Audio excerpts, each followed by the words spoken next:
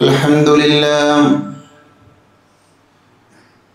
لله الواحد الأحد الفرد الصمد الذي لم يلد ولم يولد ولم يكن له كفوا أحد أحمده حمدا بلا أحد أشهد أن لا إله إلا الله وحده لا شريك له وأشهد أن محمدا عبده ورسوله اللهم صل على محمد وعلى آل محمد كما صليت على إبراهيم وعلى آل إبراهيم إنك حميد مجيد اللهم بارك على محمد وعلى آل محمد كما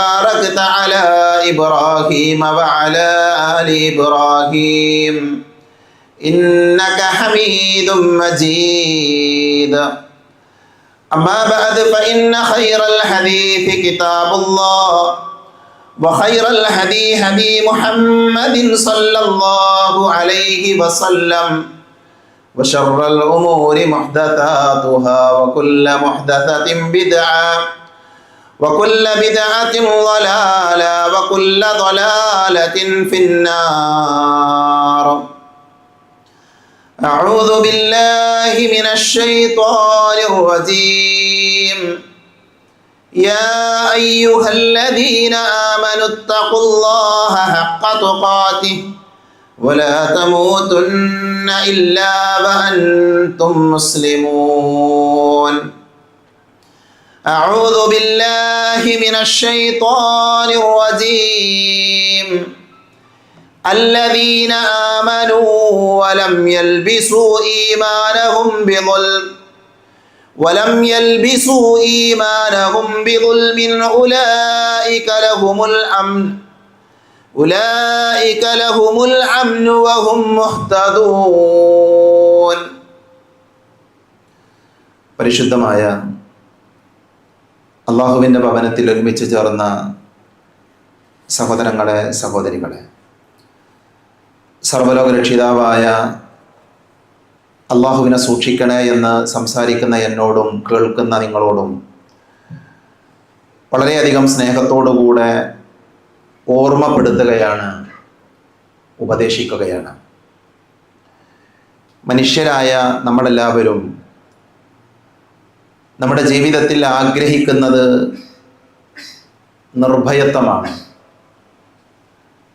സമാധാനത്തോടെ, സന്തോഷത്തോടെ, സംതൃപ്തിയോടുകൂടെ ജീവിക്കുക എന്ന് ആഗ്രഹിക്കാത്ത ഒരു മനുഷ്യനും ഉണ്ടാവുകയില്ല. സമാധാനം അന്വേഷിച്ച് ആളുകൾ പല വഴികളിലൂടെയും സഞ്ചരിക്കാറുണ്ട്. വിശുദ്ധ ഖുർആനിൻ്റെ അനുയായികളായ, ഖുർആനിനെ വേദഗ്രന്ഥമായി സ്വീകരിച്ച നമ്മളെ സംബന്ധിച്ചിടത്തോളം നമ്മുടെ ജീവിതത്തിൽ നമുക്ക് നിർഭയത്വം ലഭിക്കുന്ന രണ്ട് വഴികൾ അല്ലാഹു സുബ്ഹാനഹു വ തആല നമ്മളെ പഠിപ്പിച്ചിട്ടുണ്ട്. ഞാൻ ഓതി കേൾപ്പിച്ച ആയത്ത് വിശുദ്ധ ഖുർആനിലെ സൂറത്തുൽ അൻആമിലെ 82-ാമത്തെ വചനമാണ്. ആ രണ്ട് ആയത്തുകൾ മനസ്സിരുത്തി പാരായണം ചെയ്താൽ, അതിൻ്റെ അർത്ഥം മനസ്സിലാക്കിയാൽ, അതിൻ്റെ ആശയം ഉൾക്കൊണ്ടാൽ നമ്മുടെ ജീവിതത്തിൽ നമുക്ക് നിർഭയത്വം ലഭിക്കും. അല്ലാഹു സുബ്ഹാനഹു വ തആല പറയുന്നത് അല്ലദീന ആമനു വലം യൽബിസു ഈമാനഹും ബിദുൽം, വിശ്വാസം സ്വീകരിക്കുകയും ആ വിശ്വാസത്തിൽ അന്യായം കൂട്ടിക്കലർത്താതിരിക്കുകയും ചെയ്തവരാരാണോ ഉലൈക ലഹുമുൽ അംൻ, അവർക്കാകുന്നു നിർഭയത്വമുള്ളത്, അവരാകുന്നു നേർവഴി പ്രാപിച്ചയാളുകൾ. നോക്കൂ, നിങ്ങൾ മനുഷ്യനെ സംബന്ധിച്ചിടത്തോളം അവന് നിർഭയത്വം ലഭിക്കാൻ, അവന് സമാധാനമുണ്ടാകാൻ അള്ളാഹു പഠിപ്പിക്കുന്ന വഴി ഏതാണ്? ഒന്ന്, അള്ളാഹുവിൽ വിശ്വസിക്കുക. അതോടൊപ്പം തന്നെ ആ വിശ്വാസത്തിൽ അന്യായം കൂട്ടിക്കലർത്താതിരിക്കുക. ഈ ആയത്ത് ഇറങ്ങിയ സമയത്ത് സ്വഹാബികൾക്കിടയിൽ വലിയ സംശയങ്ങൾ, വലിയ പ്രയാസങ്ങൾ ഉണ്ടായിട്ടുണ്ട്. മഹാനായ അബ്ദുല്ലാഹ് റളിയല്ലാഹു അൻഹു ഉദ്ധരിക്കുന്ന ഹദീസിലേക്കാണ് ലമ്മ നസലത് ഹാദിഹിൽ ആയ, ഈ ആയത്ത് ഇറങ്ങിയ സമയത്ത്, അഥവാ അല്ലദീന ആമനു വലം യൽബിസു ഈമാനഹും ബിദുൽം, ഈ ആയത്ത് ഇറങ്ങിയപ്പോൾ ഷഖ്ഖ ദാലിക അലാ അസ്ഹാബി റസൂലില്ലാഹി സ്വല്ലല്ലാഹി അലൈഹി വസല്ലം, നബി സല്ലല്ലാഹു അലൈഹി വസല്ലമയുടെ സ്വഹാബികൾക്കിടയിൽ സംശയം ഉണ്ടായിന്ന, അവർ ഷഖ്ഖിലായി, അവരുടെ ഇടയിൽ ഒരു വല്ലാത്തൊരവസ്ഥയുണ്ടായി. എന്തുകൊണ്ടാണ്? അവർ പ്രവാചകൻ സല്ലല്ലാഹു അലൈഹി വസല്ലമയുടെ സമീപത്ത് വന്ന് കൊണ്ട് പറഞ്ഞു, അയ്യുന ലം യൽബിസ് ഈമാനഹു ബിദുൽമിൻ. ഈ ആയത്തിൽ അല്ലാഹു പറയുന്നത് വിശ്വാസം സ്വീകരിക്കുകയും ആ വിശ്വാസത്തിൽ ദുൽമ് കലർത്താതിരിക്കുകയും അന്യായം കലർത്താതിരിക്കുകയും ചെയ്ത ആളുകൾക്കാണ് നിർഭയത്വം, അവരാകുന്നു നേർവഴി പ്രാപിച്ച ആളുകൾ. അപ്പൊ സ്വഹാബികളുടെ സംശയം, അവരൊക്കെ വിശ്വാസം സ്വീകരിച്ചവരാണ്, അവരെല്ലാവരും അള്ളാഹുവിനെ അംഗീകരിച്ച ആളുകളാണ്, പക്ഷേ അവരുടെയൊക്കെ ജീവിതത്തിൽ ഒരുപക്ഷെ ദുൽമുകൾ, അക്രമങ്ങൾ, തിന്മകൾ വരാറുണ്ട്. അപ്പൊ അതുകൊണ്ട് തന്നെ അവർ പേടിച്ചു എന്നാണ്. ഞങ്ങളുടെ വിശ്വാസമുണ്ട്, ഞങ്ങൾക്ക് വിശ്വാസമുണ്ട്, ആ വിശ്വാസത്തിൽ പലപ്പോഴും എന്ത് ചെയ്യാറുണ്ട്, ചില ദുൽമുകളൊക്കെ, ചില അക്രമങ്ങളൊക്കെ കടന്നു വരാറുണ്ടല്ലോ. അപ്പൊ ഞങ്ങൾ നിർഭയത്വമുള്ള ആളുകളല്ലേ, ഞങ്ങൾ നേർവഴി പ്രാപിച്ച ആളുകളല്ലേ? അതായിരുന്നു സ്വഹാബികളുടെ സംശയം. അവർ നബി സല്ലല്ലാഹു അലൈഹി വസല്ലമയുടെ അടുക്കൽ വന്ന് പറയുന്നുണ്ട്, ഈ നബിയെ, ഒരു അക്രമവും ചെയ്യാത്ത ആരാണ് മനുഷ്യന്മാരുടെ കൂട്ടത്തിലുള്ളത്? അപ്പോൾ പ്രവാചകൻ സല്ലല്ലാഹു അലൈഹി വസല്ലം അവരോട് പറയുന്നുണ്ട്, നിങ്ങൾ വിചാരിച്ചതുപോലെയല്ല കാര്യം, നിങ്ങൾ പറഞ്ഞതുപോലെയുള്ള കാര്യം. ഇവിടെ ദുൽമ് എന്നതുകൊണ്ട് ഉദ്ദേശിക്കുന്നത് അല തസ്മഉ ഇലാ ഖൗലി ലുഖ്മാൻ ഇബ്നിഹി ഇന്ന ശിർക ലദുൽമുൻ അദീം. ലുഖ്മാനുൽ ഹക്കീം അദ്ദേഹത്തിന്റെ മകന് കൊടുത്ത ഉപദേശം കേട്ടിട്ടില്ലേ നിങ്ങൾ?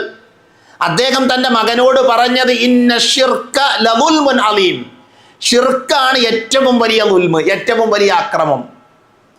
അപ്പൊ പ്രവാചക തിരുമേനി അവരെ പഠിപ്പിക്കുന്നത് എന്താണ്? വിശ്വാസം സ്വീകരിക്കുകയും ആ വിശ്വാസത്തിൽ ഷിർക്ക് കലരാതെ ജീവിക്കുകയും ചെയ്തവരാരാണോ അവർക്ക് നിർഭയത്വമുണ്ട്, അവർ നേരായ വഴിയിലാണ്, അവർ മുഖ്തദീകളുടെ കൂട്ടത്തിലാണ് എന്നാണ് അല്ലാഹു സുബ്ഹാനഹു വ തആല പഠിപ്പിക്കുന്നത്.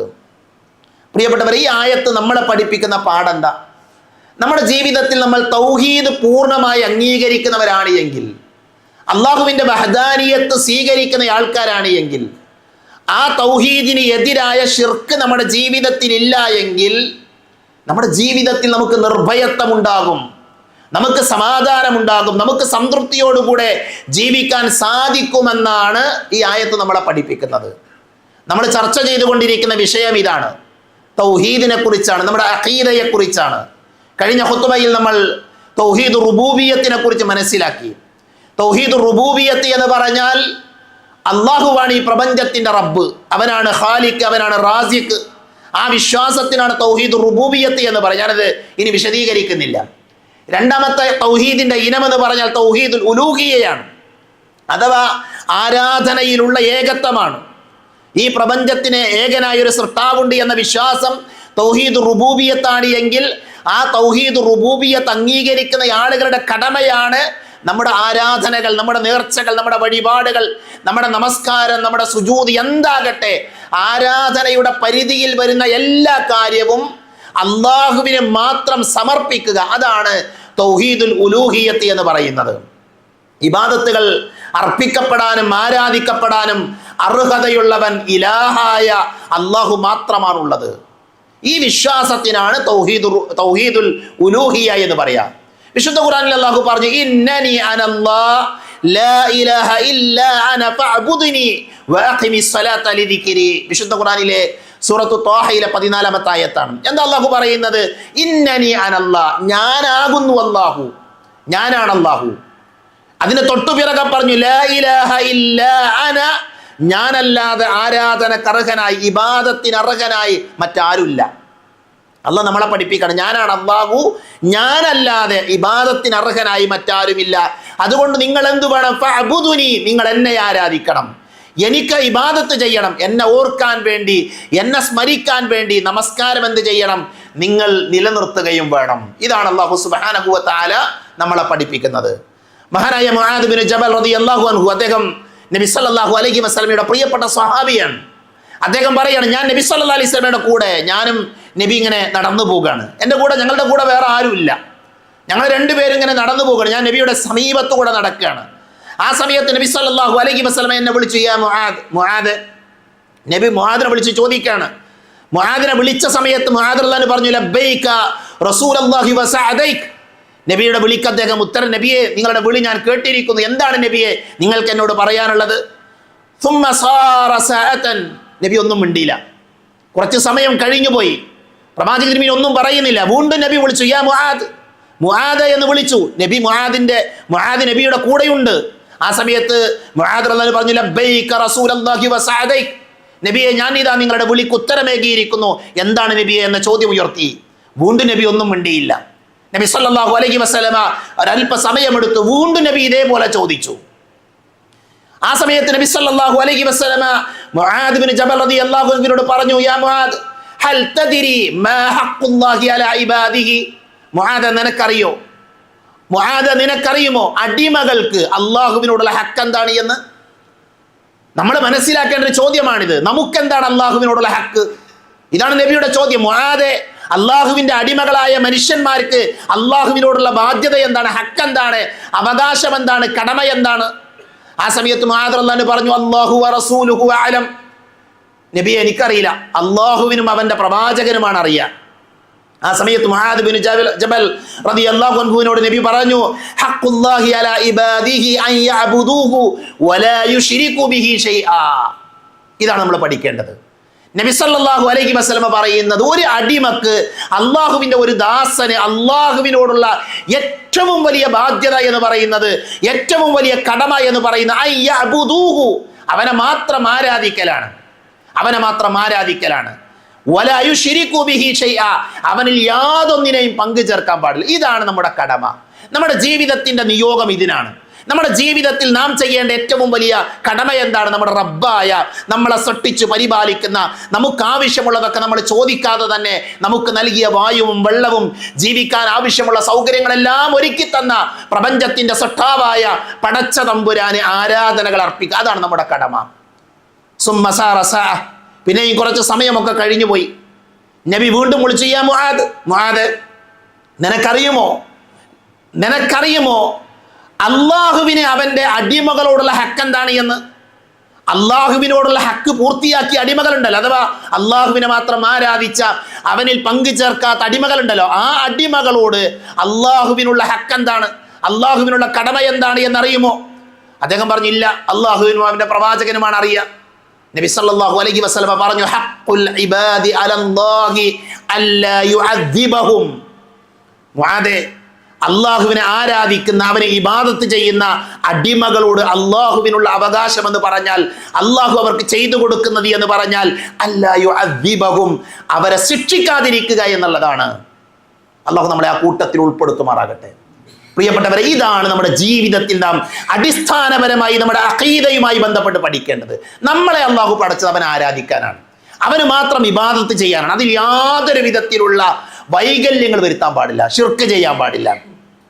നമ്മൾ ചില ആൾക്കാർ വിചാരിക്കും, എന്തിനാ ഇപ്പൊ ഇതിങ്ങനെ ആവർത്തിച്ച് പറയുന്നത്, എന്തിനാ ഇത് നിരന്തരം നമ്മൾ കേൾക്കുന്നത്?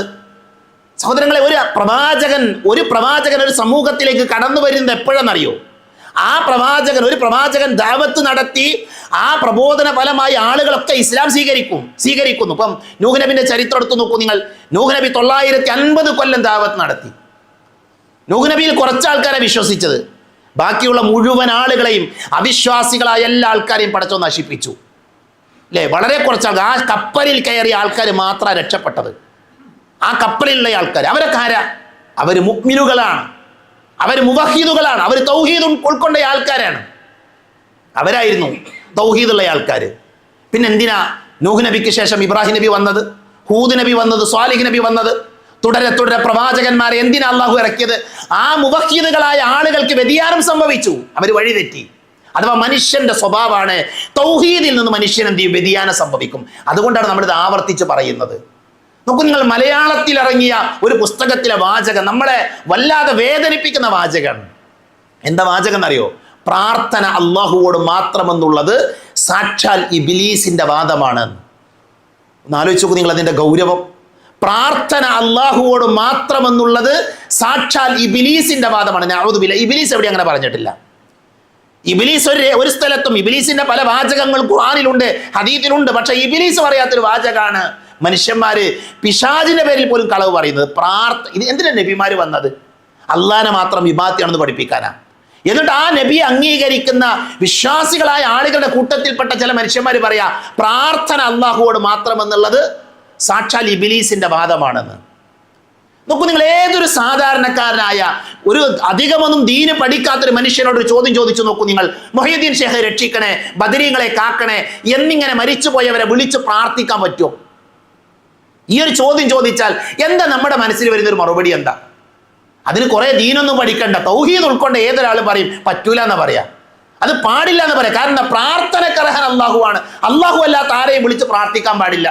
എന്നാൽ പ്രിയപ്പെട്ടവരെ, മലയാളത്തിൽ ഇറങ്ങിയ പുസ്തകങ്ങളിൽ നമുക്ക് വായിക്കാൻ പറ്റുന്നത് മുഹയ്യിദ്ദീൻ ഷേഖെ രക്ഷിക്കണേ, ബദരീങ്ങളെ കാക്കണേ എന്നിങ്ങനെ മരിച്ചു പോയവരെ വിളിച്ച് പ്രാർത്ഥിക്കുന്നത് അനുവദനീയമാണ്. അത് ഖുർആനിലുണ്ട്.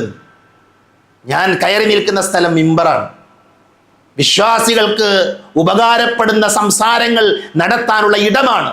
ഈ ഇടത്തിൽ വെച്ച് ഒരു വാചകം എൻ്റെ വകയായി ഞാൻ പറഞ്ഞാൽ അതിൻ്റെ അദാബ് എത്രയായിരിക്കും എന്നുള്ളത് നല്ല ബോധ്യരിക്കുന്നുണ്ട്.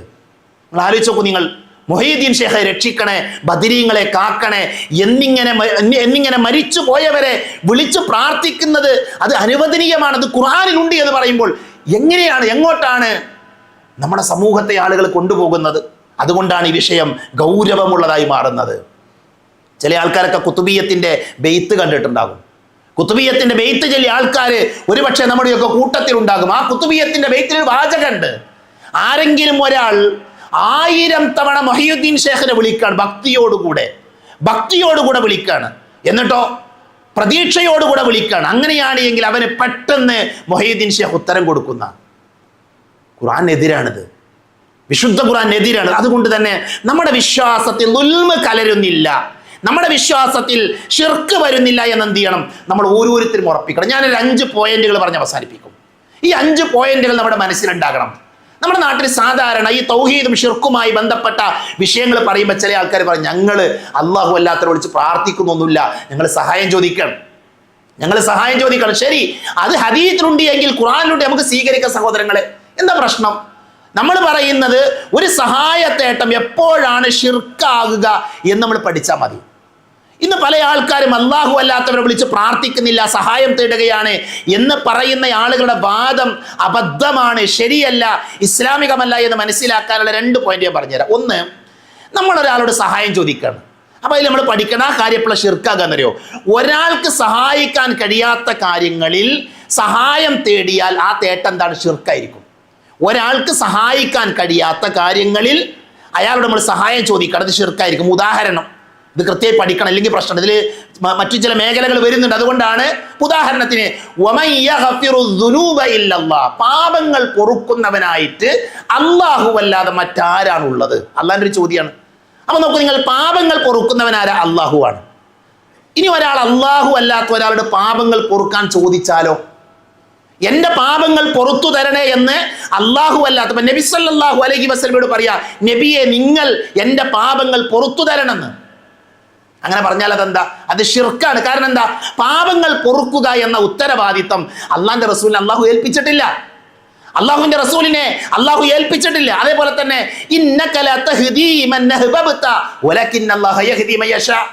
നബിയെ നീ ഉദ്ദേശിക്കുന്നവരെ നിനക്ക് ഹിദായത്തിലാക്കാൻ പറ്റൂല. നബിയോട് അള്ളാഹ് പറഞ്ഞ വാചകാണ്. ഒരാൾക്കും ഹിദായത്ത് കൊടുക്കാൻ ഒരു മനുഷ്യന്മാർക്കും കഴിയില്ല, അള്ളാഹ്ക്ക് മാത്രമേ പറ്റുള്ളൂ. അപ്പൊ നമ്മൾ മൊയ്തീൻ ഷേഖേ ഇന്നയാളെ നീ ഹിദായത്തിലാക്കണേ, ഇന്നയാൾക്ക് നീ ഹിദായത്ത് കൊടുക്കണേ എന്ന് പ്രാർത്ഥിച്ചാൽ, എന്ന് സഹായം ചോദിച്ചാൽ അത് ശിർക്കാണ്. അതിൽ യാതൊരു സംശയമില്ല. ഖുർആൻ വളരെ കൃത്യമായി നമ്മളെ പഠിപ്പിക്കുന്ന കാര്യമാണ്. അതേപോലെ തന്നെ ഒരു സഹായത്തേട്ടം ശിർക്കാണ് എന്ന് പെട്ടെന്ന് മനസ്സിലാക്കാനുള്ള മറ്റൊരു വഴിയാണ് മരിച്ച ആൾക്കാരാണോ തേടുന്നത്? ശിർക്കാണ്. കാരണം എന്താ? വിശുദ്ധ ഖുർആൻ അല്ലാഹു പറഞ്ഞു, ഇൻ തദഉഹും ലയസ്മഉ ദുആക്കും. നിങ്ങൾ അവരെ വിളിച്ച് നിങ്ങൾ തേടിയാൽ, ദുആ നടത്തിയാൽ ആ ദുആ അവർ കേൾക്കൂല. അവർ മണ്ണിന്റെ അടിയിൽ കിടക്കുന്ന മനുഷ്യന്മാരാണ്. ഒന്ന്, അവരെ ദുആയിന് ഉത്തരം കൊടുക്കാൻ അല്ലാഹ് ഏൽപ്പിച്ചിട്ടില്ല.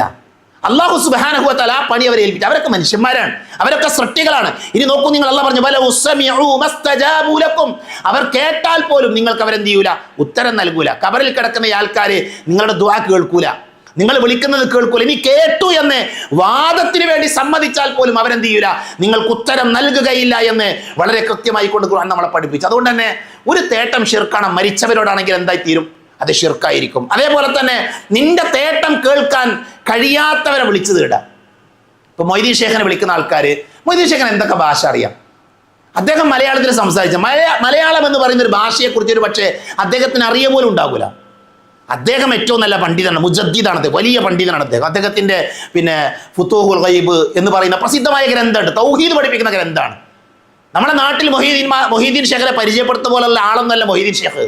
അദ്ദേഹം മഹാപണ്ഡിതനാണ്. തൗഹീദൊക്കെ വളരെ സുന്ദരമായി ജനങ്ങളെ പഠിപ്പിച്ച മുജദ്ദീദാണത്, പരിഷ്കർത്താവാണ് അദ്ദേഹം.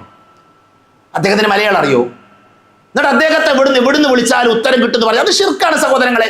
ഞാൻ പറഞ്ഞത് ആരോടെങ്കിലുള്ള വെറുപ്പോ ദേഷ്യമോ എന്തെങ്കിലും പക തീർക്കാനുള്ള ഒരു വാചകമല്ല. നമ്മുടെ വിശ്വാസത്തിൽ നുൽമ് വരുന്ന മേഖലയാണ്, അതാണ് പ്രശ്നം.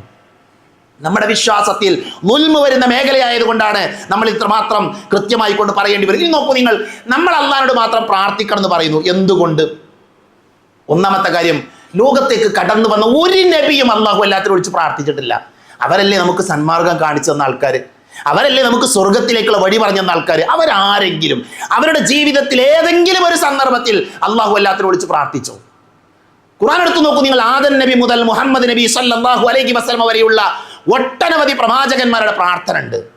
എൻ്റെ ഓർമ്മ ശരിയാണ് എങ്കിൽ 150-ലധികം തവണ റബ്ബന അല്ലെങ്കിൽ അല്ലാഹുമ്മ റബ്ബി എന്നൊക്കെ വിളിച്ചുള്ള പ്രാർത്ഥന ഖുർആനിൽ കാണാൻ പറ്റും. ആ പ്രയോഗത്തിലുള്ള റബ്ബന അല്ലെങ്കിൽ റബ്ബി അല്ലാഹുമ്മ അങ്ങനെയുള്ള പ്രാർത്ഥനകൾ, അതല്ലേ നബി സല്ലല്ലാഹു അലൈഹി വസല്ലം പഠിപ്പിച്ച പ്രാർത്ഥന. അതിൽ ഏതെങ്കിലും ഒന്ന് അല്ലാഹു അല്ലാത്തവരോടുണ്ടോ?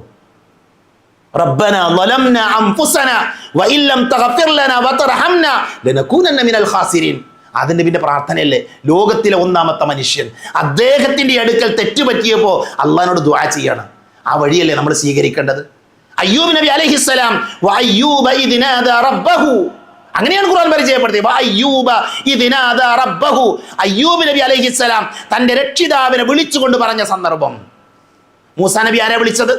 നൂഹ് നബി ആരെയാ വിളിച്ചത്? ഖാല റബ്ബിൻസുർനി ബിമാ കദ്ദബൂൻ, അല്ലാഹുവേ എന്നെ കളവാക്കുന്ന ഈ ആളുകളിൽ നിന്ന് എന്നെ നീ രക്ഷപ്പെടുത്തണേ എന്ന് മഹാനായ നൂഹ് നബി അലൈഹിസ്സലാം അല്ലാഹുവിനോട് ദുആ ചെയ്തു. മൂസാ നബി അലൈഹിസ്സലാം അല്ലാഹുവിനോട് പ്രാർത്ഥിച്ചു. അതേപോലെ തന്നെ യൂനുസ് നബി അലൈഹിസ്സലാം അല്ലാഹുവിനോട് പ്രാർത്ഥിച്ചു. ഏത് പ്രവാചകന്മാരെടുത്തു നോക്കൂ നിങ്ങൾ. നമ്മൾ അല്ലാഹുവിനോട് മാത്രം പ്രാർത്ഥിക്കണം എന്ന് പറയാനുള്ള ഒന്നാമത്തെ കാരണം, ലോകത്തേക്ക് കടന്നു വന്ന് നമുക്ക് ദീന് പഠിപ്പിച്ച നബിമാരെല്ലാവരും അള്ളാഹുവിനോട് മാത്രം പ്രാർത്ഥിച്ചവരാണ്. അവരാരും അള്ളാഹു അല്ലാത്തവരെ വിളിച്ച് സഹായം ചോദിച്ചിട്ടില്ല. മുഹമ്മദ് നബി സല്ലല്ലാഹു അലൈഹി വസല്ലം ഇബ്രാഹിം നബിനെ അറിയില്ലേ? ഇബ്രാഹിം നബിയെ കണ്ടിട്ടില്ല നബി സല്ലല്ലാഹു അലൈഹി വസല്ലം. ഇബ്രാഹിം നബി അലൈഹി സ്വലാമയെ കണ്ടിട്ടുണ്ട്. സ്വർഗത്തിൽ ചാരിയിരിക്കുന്ന ഇബ്രാഹിം നബിയെ മുഹമ്മദ് നബി സല്ലല്ലാഹു അലൈഹി വസല്ലം കണ്ടുകിടും നബിയുടെ ആകാശാരോഹണ യാത്രയിൽ. എന്നിട്ട് ഏതെങ്കിലും ഒരു സമയത്ത് ഇബ്രാഹിം നബിനെ വിളിച്ചൊരു തേട്ടുണ്ടോ? ഈ ഇന്ന് നമ്മുടെ നാട്ടിൽ ആൾക്കാർ പ്രാർത്ഥിച്ചു കൊണ്ടിരിക്കുന്ന കബറിൽ കിടക്കുന്ന മരിച്ചുപോയ മനുഷ്യന്മാരെക്കാളൊക്കെ ഏറ്റവും ശ്രേഷ്ഠനല്ലേ ഇബ്രാഹിം നബി അലൈഹി സ്വലാം? ആ ഇബ്രാഹിം നബിയെ മുഹമ്മദ് നബി സ്വല്ലല്ലാഹു അലൈഹി വസല്ലം വിളിച്ചോ? ഇല്ലല്ലോ. ഇതാണ് തൗഹീദുൽ ഉലൂഹിയ്യത്തിൽ എന്ത് ചെയ്യുന്നു? ആളുകളിൽ ശിർക്ക് വരുന്ന മേഖല നമ്മൾ കരുതിയിരിക്കണം. രണ്ടാമത്തെ കാരണം, അള്ളാഹു അല്ലാതെ ഇന്ന് പ്രാർത്ഥിക്കപ്പെടുന്ന ആൾക്കാർ അവർ അടിമകളാണ്. നിങ്ങൾ ആരെടുത്തു നോക്കൂ നിങ്ങൾ. ലോകത്ത് യേശു ക്രിസ്തുവാകട്ടെ, ശ്രീരാമനാകട്ടെ, ശ്രീകൃഷ്ണനാകട്ടെ, ശ്രീബുദ്ധനാകട്ടെ, ആരാകട്ടെ, ഇവരൊക്കെ ആരാ? അവരൊക്കെ അടിമകളാണ്. ഇന്നല്ലദീന തദഊന മിൻ ദൂനില്ലാഹി ഇബാദുൻ അംസാലുക്കും, ഇബാദുൻ അംസാലുക്കും, നിങ്ങളെപ്പോലെയുള്ള അടിമകളാണെന്ന്. അപ്പൊ അള്ളാഹുവിന് പുറമെ ലോകത്ത് ആരോടൊക്കെ വിളിച്ച് പ്രാർത്ഥിച്ചാലും അവരാരാ? അവർ നമ്മളെപ്പോലുള്ള അടിമകളാണ്. അതുകൊണ്ട് തന്നെ അവരെ വിളിച്ച് പ്രാർത്ഥിക്കാൻ പറ്റില്ല. അടിമകളെയല്ല ആരാധിക്കേണ്ടത്. അടിമകളെ സൃഷ്ടിച്ച സൃഷ്ടിനാഥൻ ആരാണോ ആ സൃഷ്ടിനാഥനെയാണ് എന്ത് ചെയ്യേണ്ടത്? നമ്മൾ ആരാധിക്കേണ്ടത്. ഇനിയോ അള്ളാഹുവിന് പുറമെ പ്രാർത്ഥിക്കപ്പെടുന്ന ആൾക്കാർ അശക്തരാണ്, ദുർബലരാണ്. അവരൊക്കെ ദുർബലരാണ്. അവർക്ക് അവരുടെ കാര്യം പോലും നോക്കാൻ കഴിയാത്ത ആൾക്കാരാണ്. ഞാൻ പെട്ടെന്ന് മനസ്സിലാക്കാൻ ഉദാഹരണം പറയാം. ഇപ്പോൾ മാതാ അമൃതാൻ എന്ന് ദൈവമായി കാണുന്ന അവരെ ആരാധിക്കുന്ന ആൾക്കാരുണ്ട്. മുമ്പ് കാലങ്ങളിലൊക്കെ കാണാം, കോഴിക്കോട് നഗരിയിലും വലിയ വലിയ സ്ഥലങ്ങളിൽ ആ അമ്മ വരുന്നു എന്ന് പറയുന്ന വലിയ പോസ്റ്ററുകൾ കാണാറുണ്ട്. അപ്പം ഞാനൊക്കെ പലതവണ കണ്ടിട്ടുണ്ട് ആ പോസ്റ്റർ. ആ പോസ്റ്ററിലേക്ക് നമ്മളിങ്ങനെ ശ്രദ്ധിച്ചു നോക്കിയാൽ ആ അമ്മയുടെ തലമുടി നരച്ചു പോയിട്ടുണ്ട്. സ്വന്തം തലമുടിയെ നരയിൽ നിന്ന് സുരക്ഷിതയാക്കാൻ കഴിയാത്തവരോടാണ് നമ്മുടെ പ്രശ്നങ്ങൾ ആൾക്കാർ പറയുന്നത്. അത് മാത്രം ആലോചിച്ചാൽ മതി. നമ്മൾ സ്വന്തം തലമുടിയെ നരയിൽ നിന്ന് രക്ഷപ്പെടുത്താൻ കഴിയാത്തവരെ ദൈവമായി കാണുന്ന ആൾക്കാർ, അവർക്കതിന് അവകാശമുണ്ട്. ഞാനതിനെ വിമർശിക്കാനോ വർഗീയത പറയല്ല, അവർക്കതിന് അവകാശമുണ്ട്. പക്ഷെ അള്ളാഹു പറഞ്ഞ വാചകം എന്താ? അള്ളാഹുവിന് പുറമെ വിളിച്ച് പ്രാർത്ഥിക്കപ്പെടുന്നവർ അശക്തരാണ്. മനസ്സിലായില്ലേ? സത്യസായി ബാബയെ സ്വന്തം അംഗരക്ഷകൻ വെടിവെക്കാൻ വന്നപ്പോൾ ഓടി രക്ഷപ്പെടാൻ അദ്ദേഹം ശ്രമിച്ചത് വായിക്കാൻ പറ്റിയിട്ടുണ്ട്. ഇതാ മനുഷ്യന്മാരുടെ അവസ്ഥ. ആളുകൾ ദൈവമായി കാണുന്ന ആൾക്കാരാ, അശക്തരാണ്, അവർ ദുർബലരാണ്. അവരുടെ കയ്യിൽ നിന്ന് അള്ളാഹുവിന്റെ പ്രയോഗമാണ് അവരോട് വല്ലതും തേടിയാൽ ആ തേടുന്നത് നമുക്ക് നൽകാനുള്ള അതിനുള്ള കഴിവുള്ള ആൾക്കാരെ അവർ ദുർബലരാണ് എന്ന് വിശുദ്ധ ഖുർആനിലെ സൂറത്തുൽ ഹജ്ജിൽ അള്ളാഹു പഠിപ്പിക്കുന്നുണ്ട്. നാലാമത്തെ കാര്യം, അള്ളാഹുവിന് പുറമെ വിളിച്ച് പ്രാർത്ഥിക്കപ്പെടുന്നവർ ആ പ്രാർത്ഥന കേൾക്കുകയോ ഉത്തരം ചെയ്യുകയോ ചെയ്യില്ല. ഞാൻ നേരത്തെ ആയത്തോതി, അതാണ് നാലാമത്തെ കാര്യം. അഞ്ചാമത്തെ കാര്യം എന്താണ്? സൃഷ്ടിക്കാൻ കഴിയാത്തവരും തികച്ചും ദുർബലരുമാണ്. ഈ ആളുകൾ എന്തിനെങ്കിലും സൃഷ്ടിച്ചുക്കണോ? ഈ മനുഷ്യന്മാർ, ഇന്ന് ആളുകൾ വിളിച്ച് പ്രാർത്ഥിക്കപ്പെടുന്ന ആൾക്കാർ എന്തിനെങ്കിലൊക്കെ സൃഷ്ടിച്ച ആൾക്കാരെ? ഇതൊക്കെ സാമാന്യ ബുദ്ധി കൊണ്ട് നമുക്ക് മനസ്സിലാക്കാൻ കഴിയുന്ന കാര്യം. അതുകൊണ്ട് തന്നെ തൗഹീദ് എന്ന് പറഞ്ഞാൽ സഹോദരങ്ങൾ, ഇത് നിർഭയത്വമാണ്, അതൊരു ആശ്വാസമാണ്. അതുകൊണ്ടാണ് ഞാൻ ആദ്യം തന്നെ അല്ലദീന ആമനു വലം യൽബിസു ഈമാനഹും ബിഗുൽം എന്ന ആയത്ത് മനഃപൂർവ്വം ഓതിയതാണ്. നമ്മുടെ വിശ്വാസത്തിൽ എന്തുണ്ടാകാൻ പാടില്ല? ദുൽമ് ഉണ്ടാകാൻ പാടില്ല. അടിയുറച്ച വിശ്വാസികളാവുക, ഈമാനോടുകൂടെ ജീവിക്കുക, ശിർക്ക് വരാതെ ജീവിക്കുക. എങ്കിൽ നമ്മുടെ ജീവിതം സമാധാനമുള്ളതാകും, സന്തോഷമുള്ളതാകും, റബ്ബിന്റെ സഹായം നമുക്കുണ്ടാകും. അല്ലാഹു സുബ്ഹാനഹു വ തആല അത്തരത്തിലുള്ള സൗഭാഗ്യവാന്മാരുടെ കൂട്ടത്തിൽ എന്നെയും നിങ്ങളെയും ഉൾപ്പെടുത്തി അനുഗ്രഹിക്കുമാറാകട്ടെ.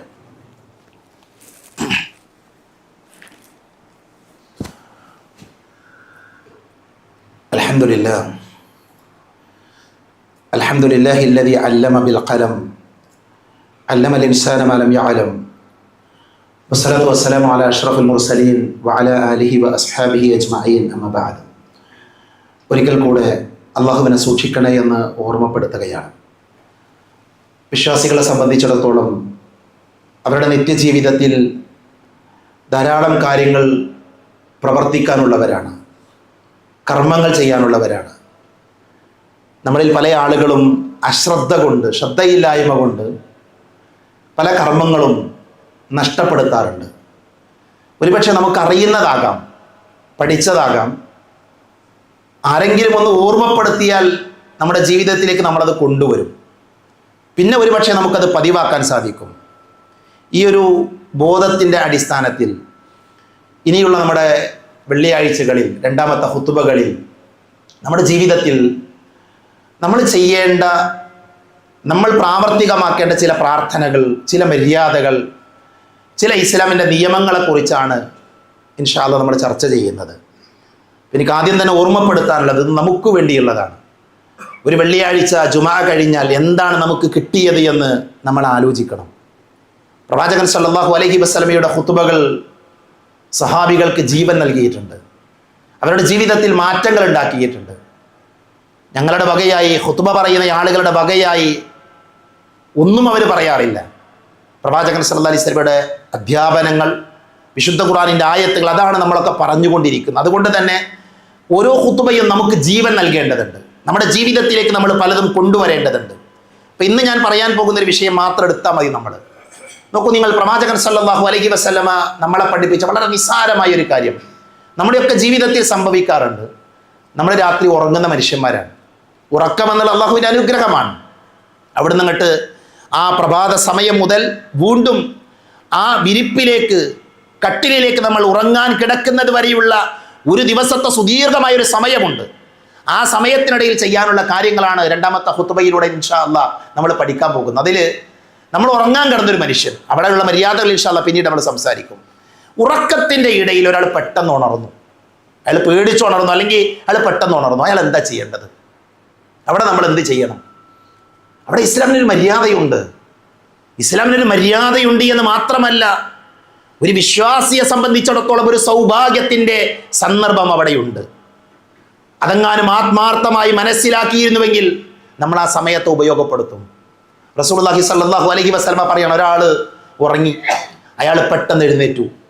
അങ്ങനെ എഴുന്നേറ്റാൽ അവൻ ഇപ്രകാരം പറയട്ടെ, ലാ ഇലാഹ ഇല്ലല്ലാഹ് വഹ്ദഹു ലാ ശരീക ലഹു ലഹുൽ മുൽക്കു വലഹുൽ ഹംദു വഹുവ അലാ കുല്ലി ഷൈഇൻ ഖദീർ. ഈ പ്രാർത്ഥന എല്ലാവർക്കും അറിയാം. അതിൻ്റെ ബാക്കി വാചകങ്ങൾ കൂടെയുണ്ട്. അൽഹംദുലില്ലാഹ് വസുബ്ഹാനല്ലാഹ് വലാ ഇലാഹ ഇല്ലല്ലാഹ് വല്ലാഹു അക്ബർ വലാ ഹൗല വലാ ഖുവത ഇല്ലാ ബില്ലാഹ് അല്ലാഹുമ്മ ഗഫിർലി. എനിക്ക് ഉറപ്പുണ്ട് ഈ പ്രാർത്ഥനയിലെ ഒരു വാചകം പോലും പുതുതായി ഈ പള്ളിയിലിരിക്കുന്ന ഒരാൾക്കും പഠിക്കേണ്ടതുണ്ടാവില്ല. എല്ലാവർക്കും അറിയത്.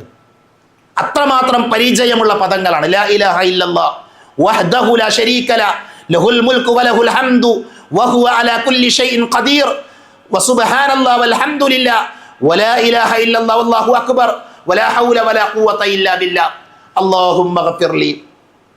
എന്താ ഈ പ്രാർത്ഥന ചൊല്ലിയാൽ, ഈ പ്രാർത്ഥന നിർവഹിച്ചാലുള്ള നേട്ടം എന്താണ്? മഹാനായ ഉബാദത്ത് ബിൻ സാമിത്ത് റളിയല്ലാഹു അൻഹു പറഞ്ഞു, മൻ തആറ മിനൽ ലൈൽ, രാത്രിയിൽ ഒരാൾ എന്ത് ചെയ്തു? പെട്ടെന്ന് ഉറക്കമുണർന്നു. അങ്ങനെ അയാൾ ഈ പ്രാർത്ഥന നിർവഹിച്ചു. അങ്ങനെയാണ് എങ്കിൽ ആ പ്രാർത്ഥന അവൻ നിർവഹിച്ചു കഴിഞ്ഞാൽ അവൻ ആ പ്രാർത്ഥനയ്ക്ക് ശേഷം അള്ളാഹുവിനോട് പറയുന്ന വാചകം അല്ലാഹുമ്മ ഗഫിർലി, പടച്ചോനെ നീ എനിക്ക് പുറത്തു തരണേ എന്നാണ്. അള്ളാഹുവിന് പുറത്തു കൊടുക്കും. അടുത്ത വാചകം കേട്ടോളൂ, ഔ ഖാല സുമ്മ ദഅ, എന്നിട്ട് അവൻ എന്തെങ്കിലും കാര്യത്തിൽ, അത് കഴിഞ്ഞ് അവൻ പ്രാർത്ഥിക്കണം, എന്തെങ്കിലും കാര്യത്തിൽ പ്രാർത്ഥിക്കുകയാണ്. അങ്ങനെ പ്രാർത്ഥിച്ചാൽ അവൻ്റെ ആ പ്രാർത്ഥനയ്ക്ക് ഇജാബത്തുണ്ട്, അവൻ ഉത്തരം കിട്ടും, അവൻ ഉത്തരം ലഭിക്കും. ഇനിയോ അവൻ ഉറക്കം എഴുന്നേറ്റു, പെട്ടെന്നാണ് എഴുന്നേറ്റത്, അവൻ ഈ പ്രാർത്ഥന നിർവഹിച്ചു, അവൻ പ്രാർത്ഥിച്ചു, ആ പ്രാർത്ഥനയ്ക്ക് ഇജാബത്തുണ്ട്. ഇനി അവൻ വേഗം വുളു ചെയ്ത് 2 റക്അത്ത് നമസ്കരിക്കണമെങ്കിൽ അവൻ രാത്രിയിൽ നമസ്കാരം നിർവഹിക്കുകയാണ്. ഖുബിലത്തു സ്വലാത്തുഹു, അവൻ്റെ നമസ്കാരം അല്ലാഹു സ്വീകരിക്കുന്ന. ഇതിനേക്കാൾ വലിയ ഭാഗ്യം എന്താ? രാത്രി നമ്മൾ പെട്ടെന്ന് ഉണർന്നതാണ്, ഉണർന്ന സമയത്ത് എന്ത് ചെയ്യുക? ഈ പ്രാർത്ഥന നിർവഹിക്കുക. ഈ പ്രാർത്ഥന ചൊല്ലിയതിന് ശേഷം നമുക്കിഷ്ടമുള്ള കാര്യം, ഹലാലായ എന്ത് കാര്യത്തിനും പ്രാർത്ഥിച്ചോളൂ, അതിന് ഇജാബത്തുണ്ട്. എൻ്റെ വാചകല്ല, ഉപരിലോകത്തുള്ള പ്രപഞ്ചത്തിന്റെ സൊട്ടാവായ പടച്ചതമ്പുരാൻ അവന്റെ പ്രവാചകനിലൂടെ ജീവിതത്തിൽ ഒരിക്കലും കളവ് പറഞ്ഞിട്ടില്ലാത്ത സത്യസന്ധനായ റസൂലുള്ളാഹി സ്വല്ലല്ലാഹു അലൈഹി വസല്ലമയിലൂടെ നമ്മളെ പഠിപ്പിച്ച കാര്യമാണ്. പ്രവാചകൻ കളവ് പറയൂ? ആ നബി പറഞ്ഞു, നിങ്ങൾ എന്ത് പ്രാർത്ഥിച്ചാലും അള്ളാഹു നിങ്ങൾക്കത് നൽകും. എന്തൊക്കെ പ്രശ്നം നമുക്കൊക്കെ, എന്തെല്ലാം ആവശ്യങ്ങളുണ്ട് നമുക്ക്. അപ്പൊ നമ്മുടെ ജീവിതത്തിൽ നമുക്ക് എല്ലാവർക്കും ചെയ്യാൻ സാധിക്കുന്ന ഒരു അമലാണിത്. ഈ പ്രാർത്ഥന അറിയാത്ത ആൾക്കാരുണ്ടെന്നുണ്ടെങ്കിൽ നമ്മുടെ പള്ളിക്ക് ഒരു വാട്സപ്പ് ഗ്രൂപ്പ് ഉണ്ട്. നമ്മുടെ പള്ളിയിലെ ഖുത്ബകൾ ലഭിക്കുന്ന പ്രോഗ്രാമുകളൊക്കെ അറിയുന്ന ഒരു വാട്സപ്പ് ഗ്രൂപ്പ് ഈ പള്ളിയുടെ ഭാരവാഹികൾ നടത്തിക്കൊണ്ടിരിക്കുന്നുണ്ട്. ആ ഗ്രൂപ്പിൽ നിങ്ങൾ ജോയിൻ ചെയ്താൽ മതി. ഇൻഷാ അല്ലാഹ് ആ ഗ്രൂപ്പിൽ പ്രാർത്ഥന പോസ്റ്റ് ചെയ്യും. ഇനിയുള്ള എല്ലാ ഖുത്ബകളിലും വരുന്ന പ്രാർത്ഥനകൾ അള്ളാഹുവിൻ്റെ തൗഫീഖ് ഉണ്ടെങ്കിൽ, അവൻ്റെ അനുഗ്രഹം ഉണ്ടെങ്കിൽ നമ്മുടെ പള്ളിയുടെ ഗ്രൂപ്പിൽ കിട്ടും. അത് നമ്മൾ പഠിക്കണം. നമ്മുടെ മക്കളെ നമ്മൾ പഠിപ്പിക്കണം, ഭാര്യയെ പഠിപ്പിക്കണം, വീട്ടുകാരെ പഠിപ്പിക്കണം. അതുകൊണ്ട് ഒരു കാര്യം, വാട്സപ്പ് ഗ്രൂപ്പിൽ ഇല്ലാത്ത ആൾക്കാർ എന്ത് ചെയ്യണം? അത് ഗ്രൂപ്പിൽ മെമ്പർമാരെ കൂട്ടാനല്ല, നമുക്കൊരു പ്രാർത്ഥന പഠിക്കാനാണ്, നമുക്കൊരു ഖുത്ബ ലഭിക്കാൻ വേണ്ടിയാണ്. ഒന്ന് കേട്ട ഖുത്ബ ഒന്നും കൂടി കേൾക്കണമെന്നുണ്ട്, അല്ലെങ്കിൽ വേറൊരാൾക്ക് അയച്ചു കൊടുക്കണമെന്നുണ്ടെങ്കിലൊക്കെ എന്ത് അത് ഉപയോഗപ്പെടുത്താൻ പറ്റും. അതുകൊണ്ട് വളരെ സ്നേഹത്തോടെ ആ ഒരു ദാവ സംവിധാനത്തിൽ ജോയിൻ ചെയ്യണമെന്ന് സ്നേഹത്തോട് ഓർമ്മപ്പെടുത്താണ്. പഠിക്കാൻ നമ്മൾ തയ്യാറാവുക. നമ്മുടെ ജീവിതം ഏത് സമയത്താണ് അവസാനിക്കുന്നത് നമുക്ക് ആർക്കും പറയാൻ പറ്റില്ല. ഞാൻ ഇന്നലെ ഒരു മയ്യത്ത് നമസ്കരിച്ചു. ഒരു 20 വയസ്സിൽ 20, 21, 22 വയസ്സുള്ള എൻ്റെ വീടിൻ്റെ തൊട്ട് സമീപത്തുള്ള ഒരു ചെറുപ്പക്കാരൻ്റെ, അദ്ദേഹം ബാംഗ്ലൂരിൽ പഠിക്കുകയാണ്. കുട്ടി ബാംഗ്ലൂരിൽ പഠിക്കുകയാണ്. അവൻ്റെ ബാപ്പയും അവൻ്റെ ജ്യേഷ്ഠനും 2 ദിവസം മുമ്പാണ് സൗദി അറേബ്യയിലേക്ക് പോയത്. 2 ദിവസം മുമ്പാണ്. അവൻ്റെ ബാപ്പ നമ്മുടെ പള്ളിയിലൊക്കെ വരുന്ന ആളാണ്. ആ കുട്ടി അപകടത്തിലാണ് മരിക്കുന്നത്. ആ ബാപ്പ മയ്യത്ത് അദ്ദേഹം സൗദിയിൽ നിന്ന് വന്ന സമയം മുതൽ ഒരുപക്ഷെ അദ്ദേഹത്തിൻ്റെ ആ കണ്ണുനീര് നിന്നിട്ടുണ്ടാവില്ല. മയ്യത്ത് കൊണ്ടുപോകുമ്പോഴും മയ്യത്ത് വഹിക്കുമ്പോഴൊക്കെ അതിങ്ങനെ കരഞ്ഞുകൊണ്ടിരിക്കുകയാണ്. എത്ര സങ്കടം ഉണ്ടാകും. പ്രിയപ്പെട്ട നമ്മളൊക്കെ അവസ്ഥ ഇതാണ്.